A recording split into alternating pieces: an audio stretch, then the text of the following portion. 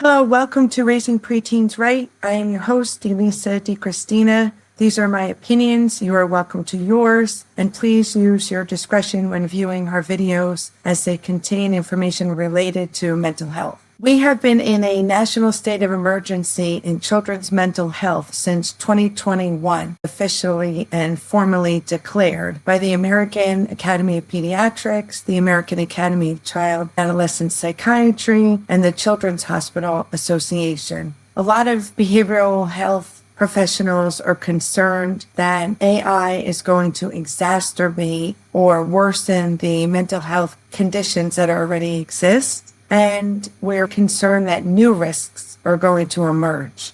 Mental health is defined as a state of mind characterized by emotional well-being, good behavioral adjustment, relative freedom from anxiety and disabling symptoms, and a capacity to establish constructive relationships and cope with the ordinary demands, stresses of life. Flourishing, the American Psychological Association defines it as a condition denoting good mental and physical health, the state of being free from illness and distress, but more important, of being filled with vitality and functioning well in one's personal and social life. We really want to pay attention to those definitions as we move forward and talk about adolescent well-being and navigate through some of the risk factors and build protective factors and wellness. We want to be mindful of fixing the fragmentation that exists in our medical and mental health models and what we can do to be in the space of prevention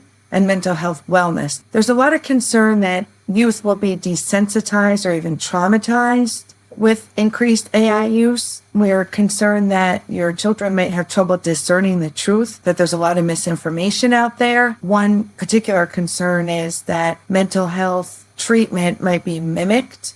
There's not a lot of regard for the user well-being. AI is developing faster than we're able to regulate it at this point. There's a particular concern with embedding into social media and gaming different simulations of human relationships and how personalized they've become. Teenagers are obviously socializing differently. It's less face-to-face. They're relying more on gaming and different social media platforms. The concern is that the AI is simulating human relationships and becoming much more personalized. We don't want to ever replace the human connection, and they're already coming into their preteen or preadolescent years with a deficit. The shape of play has really changed. The American Psychological Association mentioned in an article that American students are falling behind, and we need to increase personalized learning pathways. Teacher burnout is a term used to describe feelings of physical, mental, and emotional exhaustion caused by chronic stress. 62% of teachers stated they experience high levels of job-related stress. 21% of teachers stated they have difficulty coping with stress from their job. 19% of teachers reported symptoms of depression. 53% of teachers shared feelings of burnout. So over half of the teachers teaching our children are reporting feelings of burnout. With that being said, as part of the survey, teachers were asked to share the source of their job-related stress, and 2 out of the 5 most frequent responses were managing student behavior and supporting students' mental health and well-being. Preventative, proactive programs are desperately needed to help our education system. Teachers were asked about role-related stressors, and 3 out of 5 stressors were less time to develop student relationships, escalating student behaviors, and this is a large issue because it impacts the emotional and academic success of everyone in the class. We're going to switch gears a minute and look at societal stress. This includes opinions shared about teachers as well as the impact of social media on student behaviors. There's parent expectations about teacher roles and availability. The use of email and applications to increase parent-teacher communication has inadvertently created a system where teachers can be tied to their work 24 hours a day. Increased reliance on technology and high-staking testing and associated expectations, lack of respect for the teaching profession. There's a lot of societal stress right now related to the education system. Let's look at the adolescent stage of development as a whole. Adolescents primarily build that self-discovery and sense of self through their introspection, going within, and they rely heavily on the input from the environment. This is a very critical time, pre-adolescence, in terms of the second wave of neuroplasticity. A lot is going on with the brain's cognitive development and reshaping itself, and it starts to take shape in terms of higher level or complex abstract mental processes. It is starting to engage in critical thinking. The metacognition is forming, so pre-adolescents are starting to think about what they're thinking about. Emotional connection and regulation starts to form in pre-adolescence and continues through adolescence. Social skills and interpersonal skill building. It's important to note the balance between experiential learning, that hands-on learning and face-to-face interaction, versus technology and AI-dependent learning. The American Psychological Association Health Advisory, we refer to interactive AI as platforms or tools that facilitate human-AI interactions, such as real-time conversations, personalized learning experiences, relationships, and tailored content recommendations. Both interactive and generative AI have the potential to shape young people's development, interactions, and understanding the world. Furthermore, AI is increasingly being used to automate decision-making that can have long-lasting consequences for youth. Decision-making that takes place is very important to develop during your adolescence. Your amygdala is your fight, flight, freeze response. It inputs danger from the environment, and the amygdala starts communicating with the prefrontal cortex during pre-adolescence and adolescence to really fine-tune how to mitigate risk-taking, how to emotionally regulate, how to have higher executive functioning, decision-making. We don't want the machine to take over learning those skills for your adolescent. That's a little bit scary when you think about it. The American Psychological Association Health Advisory continues that AI systems designed to simulate human relationships, particularly those present with interactive platforms, as companions or experts, like chatbots designed to provide social and mental health support, must incorporate safeguards to mitigate potential harm to youth and enhance well-being. This is critical for two reasons. First, adolescents are less likely than adults to question the accuracy and intent of the information offered by the bot as compared with a human. For instance, adolescents may struggle to distinguish between the simulated empathy of an AI chatbot or companion and genuine human understanding. They may also be unaware of the pursuant intent underlying an AI system's advice or bias. Consequently, youth are likely to have heightened trust in or susceptibility to influence from AI-generated characters, particularly those that present themselves as friends or mentors. This is very scary. The dark web is purposely trying to psychologically torture pre-adolescents and adolescents. We see a lot of really disturbing things happening. The second part of that health advisory is that adolescents' relationships with AI entities also may displace or interfere with the development of healthy real-world relationships, underscoring the need for additional research on adolescents' AI use over time.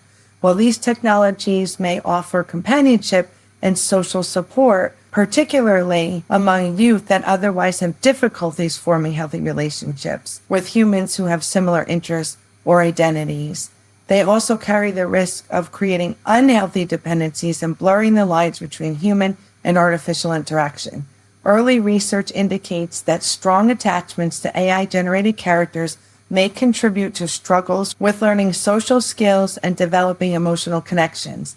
They may also negatively affect adolescents' ability to form and maintain real-world relationships.